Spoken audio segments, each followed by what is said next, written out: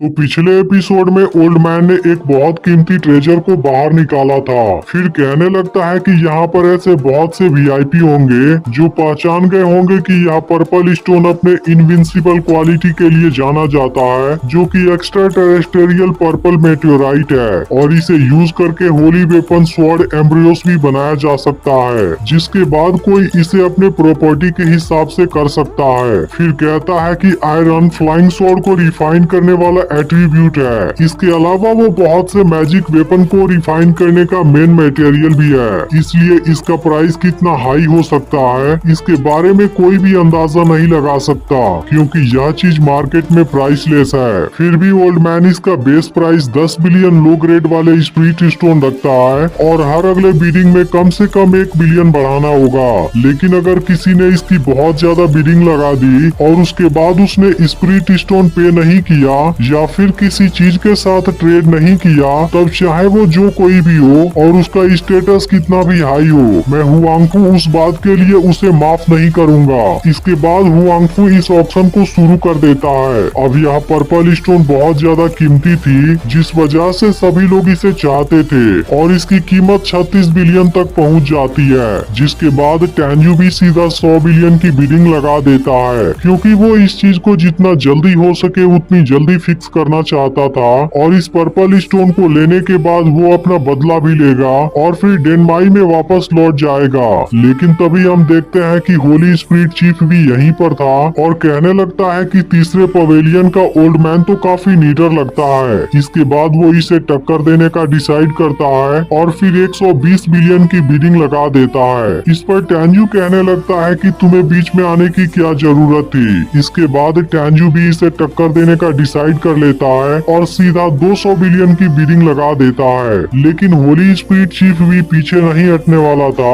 और वो 220 बिलियन की बिडिंग लगा देता है। वहीं चीफ मीरोंग अब काफी परेशान होने लगी थी, क्योंकि वो इंटरनल पोर्टल वेसल की चीफ है, इसलिए वो इस रेयर पर्पल स्टोन को दूसरों के हाथों में नहीं जाने देना चाहती, क्योंकि अगर आज इसे दूसरा कोई लेकर चला गया तब सभी लोग इसका मजाक उड़ाने लगेंगे। इसलिए मीरोंग भी 250 बिलियन की बिडिंग लगा देती है। लेकिन अब दूसरा चीफ इसके ऊपर हंसने लगता है और कहता है कि मैं भी अपना लक ट्राई करने यहाँ पर आया हूँ, यानी कि अब वो भी इस पर्पल स्टोन को हासिल करना चाहता था, जिसके लिए वो 280 बिलियन की बिडिंग लगा देता है। लेकिन यहाँ पर और भी चीफ आए थे, जिसमें से एक चीफ कहती है कि अगर तुम दोनों इसमें पार्टिसिपेट करने के लिए इंटरेस्टेड हो फिर मैं कैसे पीछे रह सकती हूँ, और उसके बाद वो 350 बिलियन की बिडिंग लगा देती है। लेकिन इसके बाद चौथा चीफ हैरान हो जाता है, क्योंकि अब इतने लोगों ने इसमें पार्टिसिपेट कर लिया था, इसलिए वो भी पीछे नहीं रहना चाहता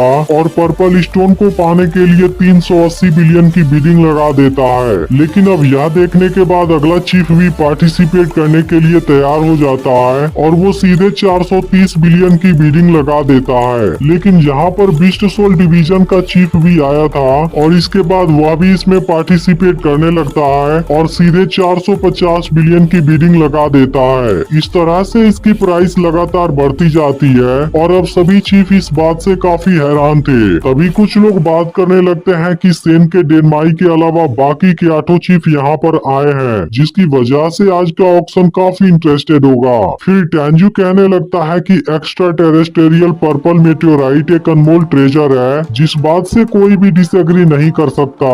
अब टेन्यू समझ गया था कि यह ऑक्शन बिल्कुल भी आसान नहीं होगा, क्योंकि हर कोई इस ट्रेजर को हासिल करना चाहता था। इसके बाद पर्पल स्टोन की बिडिंग लगातार बढ़ती जाती है और 800 बिलियन तक पहुंच जाती है, जिस बात से सब काफी हैरान हो जाते हैं। लेकिन बिडिंग यहाँ भी नहीं रुकती और एक चीफ इसके भी आगे बिडिंग लगा देती है। फिर कहती है क्या एंशिएंट सोल चीफ के पास स्पिरिट स्टोन खत्म हो गए, जिसके बाद वो 890 बिलियन की बिडिंग लगा देती है। तभी हुआंगफू सभी चीफ से जल्दी करने के लिए बोलता है, क्योंकि अभी इस ऑक्शन में बहुत कम समय बचा हुआ था, इसलिए समय जैसे ही पूरा हो जाएगा यह पर्पल स्टोन उसी की हो जाएगी जिसने सबसे हाईएस्ट बिडिंग लगाई होगी। यह सुनकर मीरोंग 900 बिलियन की बिडिंग लगाती है, लेकिन तभी टेन्यू इसके भी आगे बिडिंग लगा देता है और फिर कहता है कि तुम 8 चीफ शांत हो जाओ। लेकिन अब इस बात से बीस्ट सोल चीफ काफी गुस्सा हो जाता है और पूछता है क्या तुम भी डेनमाई से आए हो। तभी होली स्पिरिट चीफ कहने लगता है कि सेन यहाँ पर नहीं आया बल्कि उसने तुम्हें यहाँ आने दिया। ऐसा लगता है कि तुम्हारा रिलेशन सुनफू से भी ज्यादा है। इसके बाद टेंजू कहने लगता है कि मैं कौन हूँ, उस बात से तुम्हें क्या करना है, लेकिन पर्पल स्टोन का केवल एक ही रिजल्ट है। तभी मीरोंग 1000 बिलियन की बिडिंग लगा देती है और कहती है कि तुम आज के ऑक्शन के बारे में सोच भी नहीं सकते। लेकिन अब टेंजू कहने लगता है कोई बात नहीं, तुम ज्यादा देर तक नहीं टिक पाओगी और इसके बाद वो 1200 बिलियन की बिडिंग लगा देता है। अब यह सुनते ही मीरोंग हुआंगफू से कुछ टाइम मांगने लगती है क्योंकि वो और ज्यादा स्पिरिट स्टोन लाना चाहती थी, लेकिन हुआंगफू इसे और ज्यादा टाइम नहीं दे पाता क्योंकि अब ऑक्शन का टाइम खत्म होने वाला था, जिसे सुनते ही मीरोंग बहुत ज्यादा दुखी हो जाती है। इसके बाद 1200 बिलियन के आगे कोई भी बिडिंग नहीं लगाता और इस तरह से टेंजू इस ऑक्शन को जीत जाता है। फिर हुआंगफू टेंजू से बाहर आने के लिए कहता है और पूछता है कि तुम किस तरह से इसकी पेमेंट करोगे, लेकिन टेंजू अभी भी बाहर नहीं आता।